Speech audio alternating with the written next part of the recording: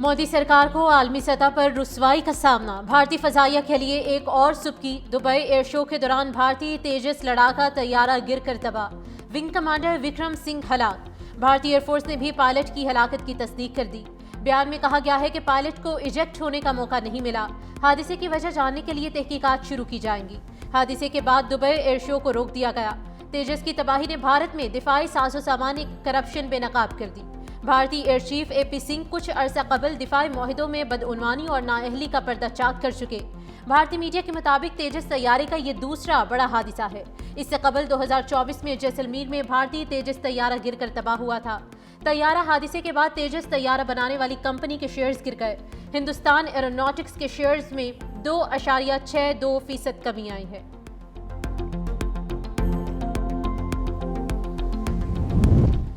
JF-17 thunder ने Dubai air show का मेला लूट लिया। पाकिस्तान लड़ाका तैयारा खुसूसी तवज्जो का मरकज। दोस्त मुल्क के साथ JF-17 थंडर की खरीदारी के MOUs पर दस्तखत। ISPR का कहना है कि मार्का हक में कारकर्दगी ने JF-17 थंडर को काबिले एतमाद लड़ाका तैयारे के तौर पर नुमाया किया। मुख्तलिफ ममालिक ने JF-17 थंडर में दिलचस्पी का इजहार किया। एयर चीफ ज़हीर अहमद बाबर सिद्धू की दोस्त ममालिक के फ़ज़ाई सरबराहों से मुलाकातें। मुत्तहिदा अरब अमारात के अंडर सेक्रेटरी बराए दिफा lieutenant general pilot Ibrahim Nasir से मिले। Commander UAE air force and air defence manager general Rashid Mohammad अल शम्सी से भी मुलाकात की। मुश्तरका मशकों पेशावराना उमूर पर तबादला ख्याल हुआ। भारतीय फजाइया के एहलकार से JF-17 थंडर के फैन निकले। भारतीय फौजियों ने JF-17 थंडर के साथ तस्वीर भी बनवाई। फैसलाबाद में केमिकल फैक्ट्री धमाके में जाम बहक अफराद की तादाद 18 हो गई। मुतादिद अफराद जख्मी। जाम बहक अफराद में खवातीन और बच्चे भी शामिल। धमाके के नतीजे में फैक्ट्री और मलहका घरों की छतें गिर गईं। मलबे तले दबे तमाम अफराद को निकालकर अस्पताल मुंतकिल कर दिया गया। इब्तदाई रिपोर्ट के मुताबिक धमाका गैस पाइपलाइन फटने से हुआ। कमिश्नर फैसलाबाद राजा जहांगीर अनवर का कहना है कि ज्यादा जानी नुकसान फैक्ट्री से मुलहका घरों के रिहायशियों का हुआ। 4 फैक्ट्रियां एक साथ मुंसलिक होकर काम कर रही थी। डिप्टी कमिश्नर फैसलाबाद की एलाइड अस्पताल में जख्मियों की अयादत। बताया फैक्ट्री 25 साल से कायम थी। आसपास मौजूद घर बाद में बने। वाकये की इंक्वायरी के लिए 5 रुकनी कमेटी कायम। फैक्ट्री मैनेजर को हिरासत में ले लिया गया है।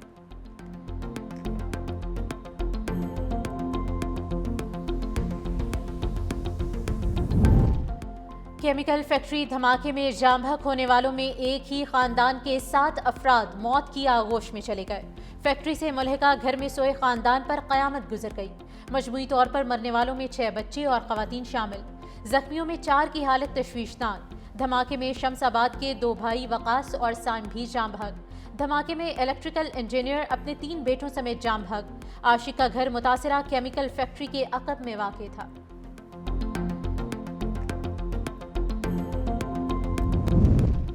वज़ीर आला पंजाब मरियम नवाज और चेयरमैन बिलावल भुट्टो का मलिकपुर फैक्ट्री में बॉयलर फटने से हलाकतों पर इजहार अफसोस। मुतासिरा खानदानों से इजहार ताज़ियत। वज़ीर आला पंजाब मरियम नवाज ने रेस्क्यू ऑपरेशन मुकम्मल किया। वज़ीर आला पंजाब मरियम नवाज ने कमिश्नर फैसलाबाद से सानही की रिपोर्ट तलब की। बिलावल भुट्टो का हादसे की फौरी तहकीकात और ऐसे वाक़यात की रोकथाम के लिए मौसर इक़दामात का मुतालबा।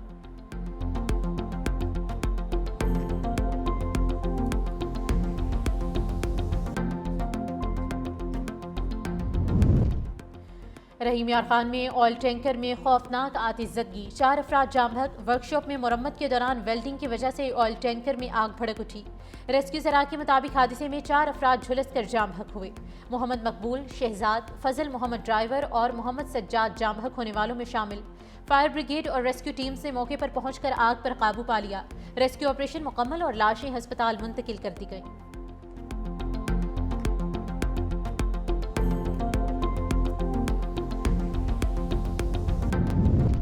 बनू में अमन कमेटी के दफ्तर पर अस्करियत पसंदों का हमला। अस्करियत पसंदों ने रात गए कारी जलील के दफ्तर पर हमला किया। फायरिंग के नतीजे में अमन कमेटी के 7 अरकान जाम बहक और 1 जख्मी। जाम बहक अफराद में दानिश, कामरान, वलीउल्लाह, नुमान, न्याज और सुफियान शामिल हैं। लाशें अस्पताल मुंतकिल कर दी गईं। वज़ीर दाखिला मोहसिन नकवी, गवर्नर और वज़ीर आला KP का वाक़े पर इजहार अफसोस। वज़ीर दाखिला मोहसिन नकवी ने कहा कि दहशतगर्दी की ये बुज़दिलाना कार्रवाई अमन व इस्तेहकाम को नुकसान पहुँचाने की मज़मूम कोशिश है। फितना और खारिज की ऐसी बुज़दिलाना कार्रवाइयाँ अवाम के बुलंद हौसले को गैर मुतज़लज़ल नहीं कर सकती।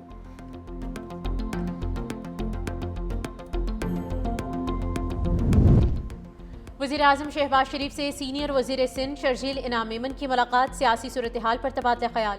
ملاقات میں صوبے میں امن و امان اور ترقیاتی منصوبوں پر عمل درآمد کا جائزہ لیا گیا۔ ذرائع کے مطابق کراچی میں وفاقی ترقیاتی منصوبوں کے امور پر بھی گفتگو کی گئی۔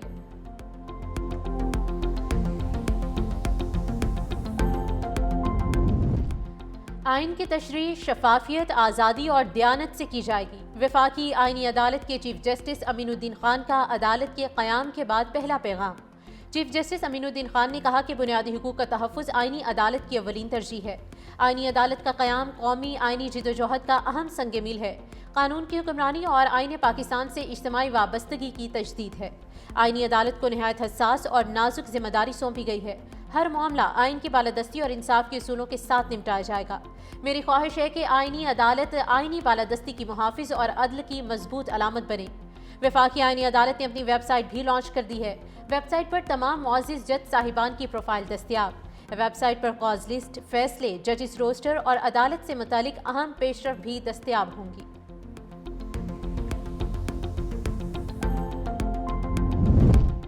پاکستان میں غیر قانونی سگریٹ سازی سے سالانہ 300 ارب روپے کا ٹیکس چوری ہونے کا انکشاف۔ آئی ایم ایف کی شرط پر ٹیکس چوری روکنے کے لیے اہم فیصلہ۔ سگریٹ سازی میں سیلز ٹیکس اور ایف ای ڈی چوری کی روک تھام کے لیے 2 نئی چیک پوسٹ قائم کی جائیں گی۔ مظفرآباد سے مری اور ایبٹ آباد داخلے کے لیے کوہالہ پل پر ٹیکس حکام کی چیک پوسٹ قائم ہوگی۔ امیرپور سے پاکستان میں داخل ہونے کے لیے منگلا ڈیم روڈ پر ٹیکس حکام کی چیک پوسٹ قائم ہوگی۔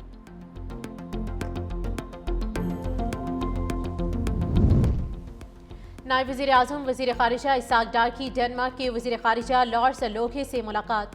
ترجمان دفتر خارجہ کے مطابق ملاقات برسلز میں انڈو پیسیفک فورم کی سائیڈ لائنز پر ہوئی۔ دونوں رہنماؤں کا مثبت دو طرفہ تعلقات پر اطمینان کا اظہار، سرمایہ کاری، تجارت، گرین انرجی اور عوامی روابط کے فروغ کا اعادہ کیا گیا۔ نائب وزیر اعظم اسحاق ڈار نیدرلینڈز کے وزیر خارجہ ڈیوڈ فون ویلز سے بھی ملے۔ وزیر خارجہ اسحاق ڈار کی برسلز میں سلووینین نائب وزیر اعظم سے بھی ملاقات ہوئی۔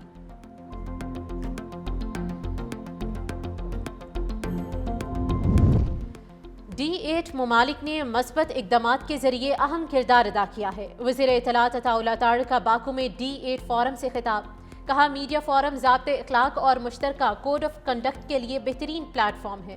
عطا طاہر نے جینزی اور ڈیجیٹل پلیٹ فارمز کے کردار کو سراہا، جو بروقت اور درست معلومات پہنچانے میں اہم رہے۔ مس انفارمیشن اور ڈس انفارمیشن کو عالمی دور کا سب سے بڑا چیلنج قرار دیا گیا۔ پاکستان شفاف ابلاغ، ڈیجیٹل ذمہ داری اور فیکٹ چیکنگ کے نظام کو مضبوط کر رہا ہے۔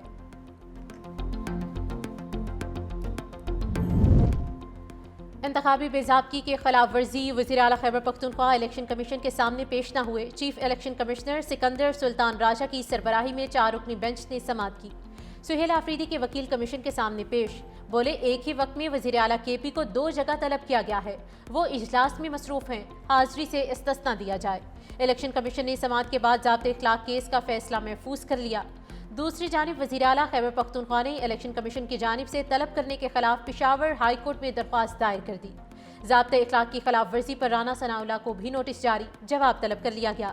امیدوار NA96 فیصل آباد بلال چودھری کو بھی جرمانہ کیا گیا ہے۔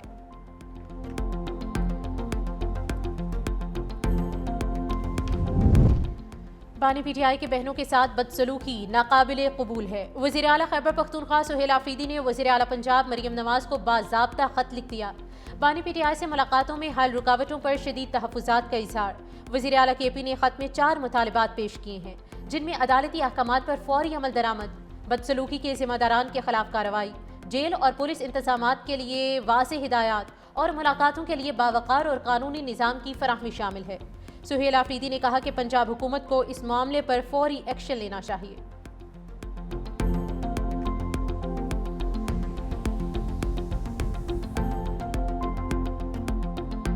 جج صاحبان کسی بھی پوزیشن سے ریزائن نہ کرے، چاہے وہ ہائی کورٹ کے ججز ہیں، چاہے وہ سپریم کورٹ کے ججز ہیں، وہ کنٹینیو کرے اور in due course of time انشاءاللہ the law will prevail۔ جو بھی ہوگا عوامی احتجاج کی وجہ سے، پولیٹیکل سٹرگل سے یا کنسٹیٹیوشنل چیلنجز سے انشاءاللہ تعالیٰ یہ 26ویں ترمیم 27ویں ترمیم ختم ہوگی اور انشاءاللہ تعالیٰ واپس سپریم کورٹ بحال ہوگا اور سپریم کورٹ جو آئین ہے وہ انشاءاللہ تعالیٰ اپنے اصل صورت میں آئے گا۔ عوامی احتجاج یا سیاسی جدوجہد سے 27ویں ترمیم ختم ہو سکتی ہے، بیرسٹر گوہر کی آئینی عدالت کے باہر میڈیا سے گفتگو۔ کہا سپریم کورٹ اور آئین بحال ہوگا اور سب اپنی اصل صورت میں آئیں گے۔ بیرسٹر گوہر علی خان کا خواتین کے تقدس اور ملاقاتوں کے مسائل پر بھی تحفظات کا اظہار، اور الیکشن کمیشن پر زور دیا کہ پنجاب میں سیاسی سرگرمیوں کی اجازت دی جائے۔ بیرسٹر گوہر نے 23 تاریخ کو ضمنی انتخابات میں بھرپور حصہ لینے کی اپیل کی۔ کہا جہاں 27ویں آئینی ترمیم کے خلاف ریفرینڈم بھی ہوگا۔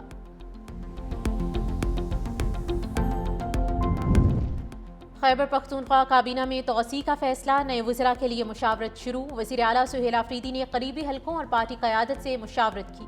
کابینہ میں مزید 5 وزراء، 3 مشیر اور 5 معاون خصوصی شامل کیے جانے کا امکان ہے۔ کابینہ میں شمولیت کے لیے ممبران اسمبلی اور پارٹی رہنماؤں کے وزیر اعلیٰ سے مسلسل رابطے۔ کے پی کابینہ میں اس وقت 10 وزراء، 2 مشیر اور 1 معاون خصوصی شامل ہیں۔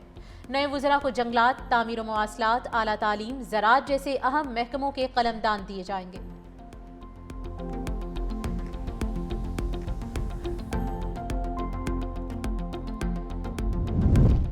محکمہ تعلیم سندھ کا نیا سنگ میل، وزیر اعلیٰ مراد علی شاہ نے اسکول سے باہر ہر بچے کو ڈیجیٹل مائکرو اسکول میں لانا ہدف قرار دے دیا۔ کہا ایکسلریٹڈ ڈیجیٹل لرننگ پروگرام کا مقصد دور دراز علاقوں میں معیاری تعلیم کی مساوی رسائی ہے۔ فیز 1 کے 100 اسکولوں میں واضح بہتری دیکھی گئی ہے۔ لڑکیاں تمام مضامین میں بہتر کارکردگی دکھا رہی ہیں۔ وزیر اعلیٰ سندھ سید مراد علی شاہ سے پرتگال کے سفیر مسٹر مینوئل فریڈر کی ملاقات ہوئی ہے۔ ثقافت، تعلیم اور سرمایہ کاری کے فروغ پر تبادلہ خیال کیا گیا۔ پرتگال کے سفیر کا سندھ میں سرمایہ کاری اور ثقافتی روابط بڑھانے میں دلچسپی کا اظہار۔ پاکستان نے چائنا میں اپنی مصنوعات کی مارکیٹ تک زیادہ رسائی دینے کے لیے اقدامات کا آغاز کر دیا۔ وفاقی وزیر تجارت جام کمال خان کی 365 نیوز سے گفتگو میں تصدیق۔ کہا پاکستان اور چین کے موجودہ فری تجارتی معاہدے پر نظر ثانی کی جا رہی ہے۔ موجودہ ایگریمنٹ میں تجارتی توازن نہیں اور پاکستان چاہتا ہے کہ اگلے معاہدے میں بیلنس کا عنصر شامل ہو۔ کچھ پروٹوکولز کو تیز بنیادوں پر مکمل کرنے کی کوشش کی جا رہی ہے۔ پاکستان اور چین کے درمیان اپریل 2019 میں فری ٹریڈ ایگریمنٹ طے پایا تھا، جس کے تحت پاکستان 313 مصنوعات چین کو ڈیوٹی فری برآمد کر رہا ہے۔